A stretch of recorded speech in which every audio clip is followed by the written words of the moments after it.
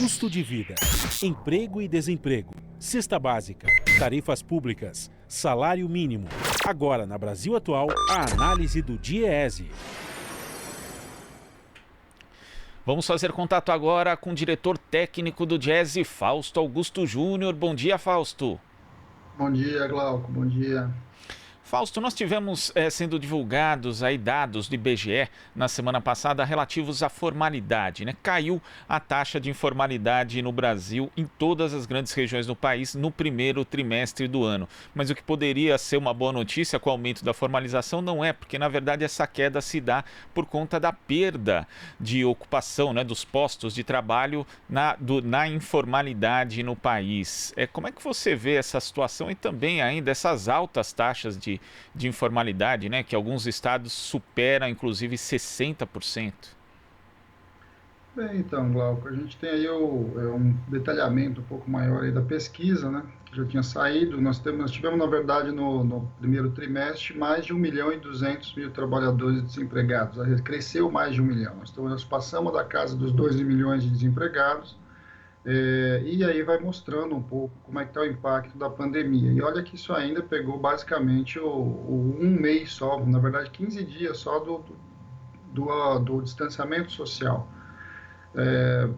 O dado do ponto de vista da formalização está mostrando que o que a gente já imaginava, quer dizer, a informalidade não é que ela diminui, é que o desemprego nessa informalidade cresce.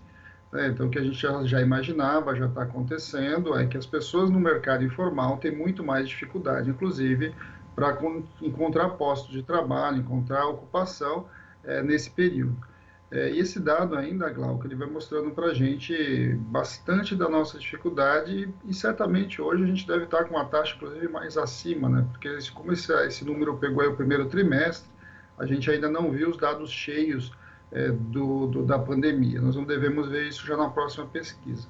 Agora, a pesquisa mostra algumas coisas para a gente ficar bem alerta, né? Assim, a taxa de desemprego cresceu mais nas regiões mais pobres desse país, ou seja, a região Nordeste. Em alguns estados, como é o caso do Maranhão, a taxa cresceu mais de 3%. A taxa cresceu também mais entre os negros e mais entre os jovens, algo que a gente já vem percebendo, que neste momento aqui de instabilidade, de insegurança, o que vai acontecendo é que os mais vulneráveis tendem a perder o seu posto de trabalho, ter a sua renda diminuída. Agora, além disso, também, Glauco, uma coisa que está muito clara é que isso não é um problema só da pandemia, né? Lembrando que esse dado aí pegou só 15 dias. Esse dado já é um dado que pega muito a desmontagem ali no primeiro semestre, em especial com a demissão dos trabalhadores temporários, o que coloca para a gente uma série de dilemas aí. Eu acho que agora nós estamos caminhando aí já para o meio da pandemia, a curva está ascendente ainda da doença, e a gente deve ter 2 meses muito complexos, muito difíceis para as populações mais vulneráveis no mercado de trabalho.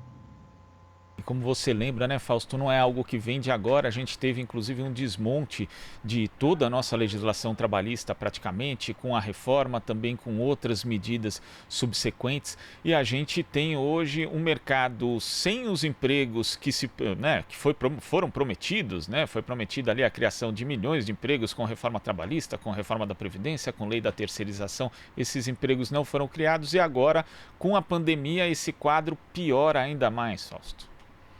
Bem, é o que a gente já imaginava e já vinha falando, vinha anunciando há muito tempo. A taxa de desemprego não cede porque muda o contrato de trabalho, a taxa de desemprego cede porque a economia precisa ser aquecida. Quando a economia se enfraquece, o que a gente vê é o aumento da taxa de desemprego. Isso é elementar. Agora, o problema é que quando a gente vai olhando agora na pandemia, vai mostrando o quanto esse mundo informal, que tanto cresce no Brasil, ele é muito vulnerável. Ele é muito vulnerável e ele é atingido de maneira frontal em crises desse tipo. Ou seja, é preciso e necessário que o Brasil trabalhe políticas ativas de redução da informalidade e agora de manutenção dessas pessoas que estão desempregadas. Quer dizer, a construção da saída da pandemia no mercado de trabalho passa por políticas ativas de um lado, passa por políticas de fortalecimento da economia e passa por medidas efetivas para que a gente possa minimamente lidar com o trabalhador informal. Simplesmente você acreditar que o desmonte da lógica de organização da formalidade do trabalho formal no Brasil é o que vai resolver, na verdade é o contrário, tá? Visto que quanto mais vulnerável é o trabalhador, mais rápido o mercado de trabalho se desagrega, mais rápido ele entra numa situação de muita dificuldade, inclusive mais rápido ele vai precisar da demanda do Estado. Então é fundamental que a gente comece um debate agora sobre como a gente olha para o pós-pandemia, principalmente para as políticas que vão sendo implementadas. A situação não está fácil, a situação no conjunto das famílias está muito complicado. Por certo, os próximos dados vão mostrar um adensamento aí da quantidade de pessoas desempregadas. Esse desemprego ele atinge sempre a população mais vulnerável, seja a informalidade, seja o mais pobre, seja as regiões mais pobres, e é fundamental que a gente comece um debate de como reorganizar isso. Não é a partir da desconstrução dos direitos sociais, tentando igualar o formal ao informal, que você vai resolver isso. Por outro lado, você precisa de políticas ativas hoje para lidar com a questão do desemprego. Tá certo, Fausto. Muito obrigado pela sua participação e até a próxima. Até a próxima, Glauco. Até amanhã. Até. Conversamos aqui com o diretor técnico do Diese, Fausto Augusto Júnior. Você está ouvindo Jornal Brasil Atual. As notícias que os outros não dão.